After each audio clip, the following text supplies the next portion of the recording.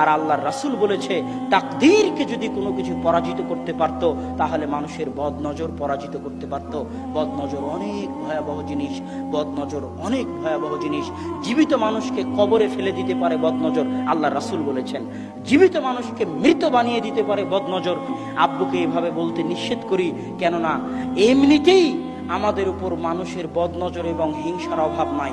তারপরও যখন আব্বু এভাবে বলে তখন কতজনের অন্তরে যে কত কি হয়, কতজনের অন্তর থেকে যে বদনজর এবং হিংসা বের হয় তা আল্লাহ সুবহানাহু ওয়া তাআলা জানে। আর আল্লাহর রাসূল বলেছে তাকদীরকে যদি কোনো কিছু পরাজিত করতে পারতো তাহলে মানুষের বদনজর পরাজিত করতে পারতো। বদনজর অনেক ভয়াবহ জিনিস, বদনজর অনেক ভয়াবহ জিনিস। জীবিত মানুষকে কবরে ফেলে দিতে পারে বদনজর, আল্লাহর রাসূল বলেছেন। জীবিত মানুষকে মৃত বানিয়ে দিতে পারে বদনজর, আল্লাহর রাসূল বলেছেন। বদনজর অনেক ভয়াবহ জিনিস। আপনি যখনই সফল হবেন তখনই মানুষের হিংসা, মানুষের বদনজরের শিকার হবেন। ইমাম বুখারী বলছে যখন তুমি আলেম হয়ে যাবে তখন তুমি অন্য আলেমের হিংসার শিকার হবে।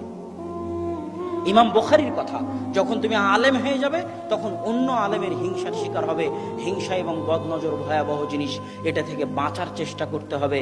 সকাল এবং সন্ধ্যার দোয়াগুলো মুখস্থ করে নাস ফালাক ইখলাস পড়ার মাধ্যমে, নিজেকে ফু দেওয়ার মাধ্যমে বিসমিল্লাহি লা ইয়াযুররু মা ইসমিহি শাইউন ফিল আরদি ওয়ালা ফিস সামা ওয়া হুয়াস সামিউল বাসীর, এটা 3 বার পড়ার মাধ্যমে আউযু বিকালিমাতিল্লাহি তাম্মাহ মিন কুল্লি শাইতানিন ওয়া হাম্মাহ ওয়া মিন কুল্লি আইনিন লাম্মাহ, এই দোয়া পড়ার মাধ্যমে, এগুলোর মাধ্যমে নিজেকে বদনজর থেকে হেফাজত করার চেষ্টা করতে হবে। ছোট ছোট বাচ্চাকে ফু দিতে হবে এই দোয়াগুলো পড়ে, যেন তারা মানুষের বদনজর থেকে হেফাজতে থাকে। আপনি নিজেও যদি প্রশংসা করেন আপনার ছেলের, আপনি নিজেও যদি প্রশংসা করেন আপনার বউয়ের, তাহলে মাশাআল্লাহ বলবেন, বারাকাল্লাহ বলবেন। সৌদি আরবে যদি কোনো সৌদি ছেলের প্রশংসা করেন আর যদি বারাকাল্লাহ মাশাআল্লাহ না বলেন, তাহলে আপনার হাত পা ধরে মাশাআল্লাহ বারাকাল্লাহ বলিয়ে নিবে। কেননা শুধু প্রশংসা বদনজর হতে পারে, দোয়াবিহীন প্রশংসা বদনজর হতে পারে, দোয়াবিহীন প্রশংসা বদনজর হতে পারে। এই জন্য যেই আপনার প্রশংসা করুক না কেন তার মুখ থেকে দোয়া বের করিয়ে নেবেন, যে বারাকাল্লাহ বলে যাও, মাশাআল্লাহ বলে যাও, লা হাওলা ওয়ালা কুওয়াতা ইল্লা বিল্লাহ বলে যাও। যেই প্রশংসা করবে তার মুখ থেকে দোয়া বের করে নিতে হবে।